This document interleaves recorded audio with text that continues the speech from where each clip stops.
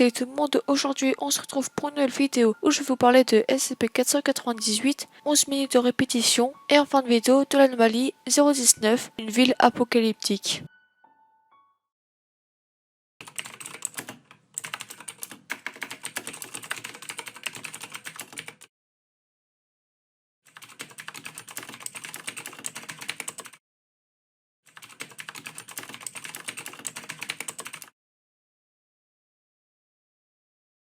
SCP-498 est un radio-réveil électronique de type Koei Brand RT800 avec un écran LED jaune réglé sur le fuseau horaire US central. Lorsqu'elle est entendue par un sujet, l'alarme de SCP-498 induit chez le sujet un sentiment croissant de panique tant que le bouton Reset n'est pas enclenché. Cet effet empêche tout sujet dans les environs proches de SCP-498 d'entrer dans une phase de sommeil reposant, même si des micro-siestes sont possibles. Aucune fonction ne semble opérationnelle hormis les boutons Reset et Snooze. L'alarme se déclenche toutes les 11 minutes et le volume augmente de manière graduelle. Les tests ont défini le volume sonore de base à 30 décibels et celui-ci augmente de 4 décibels toutes les 10 secondes tant que le bouton Snooze n'est pas pressé. Il n'existe aucune preuve que cette augmentation progressive du volume ne se stoppe d'elle-même. Un volume allant jusqu'à décibels peut être enregistré avant que le bouton Reset ne soit activé. Les vagues sonores produites ont alors causé divers dommages structurels, des hémorragies internes et possiblement des activités sismiques anormales.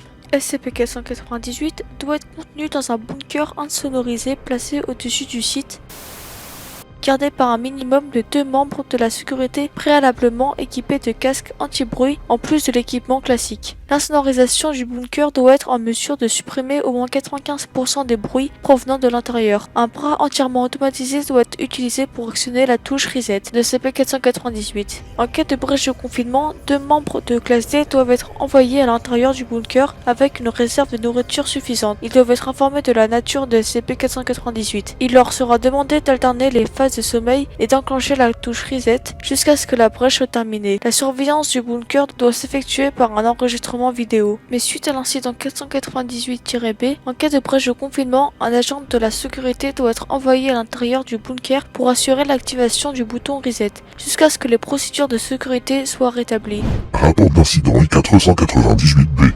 Suite à un dysfonctionnement du bras mécanique du bunker, les procédures de confinement secondaires ont été mises en place. 2 classes D ont été envoyées dans le bunker en remplacement du bras mécanique. D4112 et D4113 sont à leur 3e jour de l'opération de confinement et une étude psychologique post-incident indique un sérieux manque de sommeil et une augmentation du stress à cause de leur exposition à SCP-498. Les 2 membres de classe D ont été observés discuter entre eux pendant la durée de leur intervention, bien qu'il était impossible de définir la nature de leur conversation.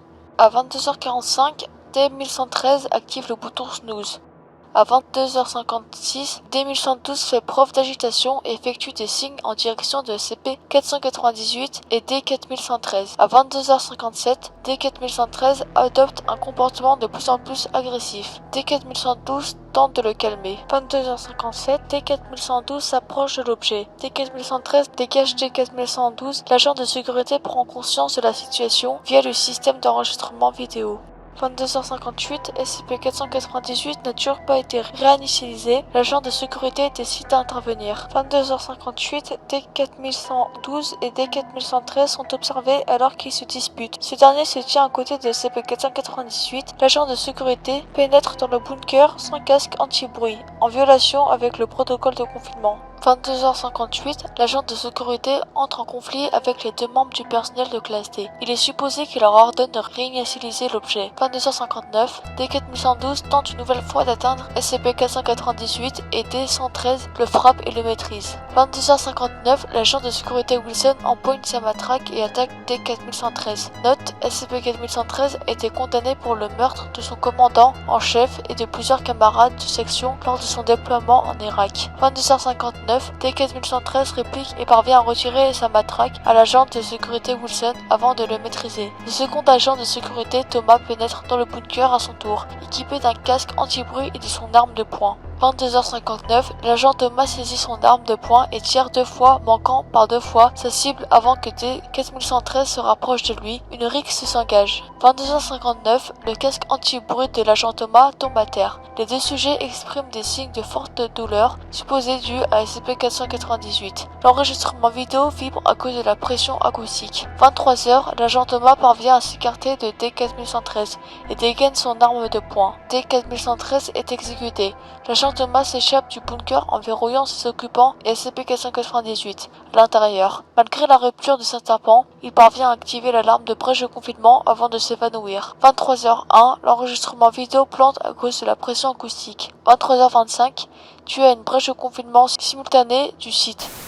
Les équipes d'intervention ne sont arrivées que 25 minutes après l'activation de l'alarme. Quand elles arrivèrent sur place, elles purent constater que D4112 était parvenu à ramper vers SCP-498 et à le réanesthésier. Celui-ci fut découvert alors qu'il appuyait de manière compulsive et frénétique sur le bouton snooze, malgré l'explosion de ses tympans et des multiples hémorragies internes.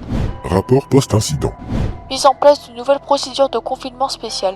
Les deux agents de sécurité, Wilson et Thomas, ont été diagnostiqués avec des ruptures de tympans provoquant la surdité. L'agent de sécurité Wilson a été hospitalisé à cause de graves saignements internes. Les deux agents ont été réassignés. Les saignements internes de T4112 ont été soignés en remerciant de ses actions, ayant permis d'éviter une brèche de confinement catastrophique, et il fut exécuté sans encombre à la fin du mois.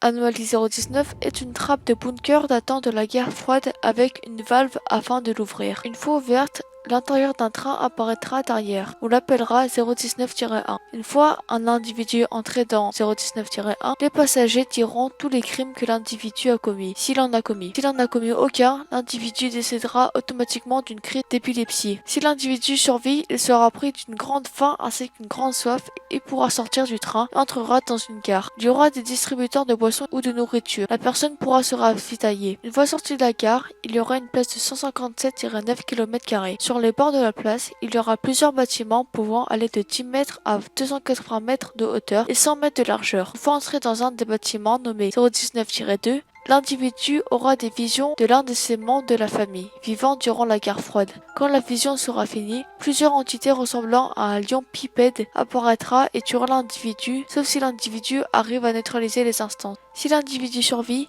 il sera téléporté à l'extérieur avec plusieurs lingots d'or. Si l'individu décède, le corps sera téléporté à l'extérieur, transformé en zombie. Afin de garder une discrétion totale, l'anomalie 019 doit être gardée sous un dôme sous couvert d'une protection contre des radiations. Le dôme doit être composé de 6 kg de plomb, 8 tonnes de tissu imperméable et 17 tonnes de métaux divers. Et bien voilà, c'est la fin de la vidéo, j'espère qu'elle vous aura plu. N'hésitez pas à me suivre sur les réseaux et à bientôt pour une prochaine vidéo.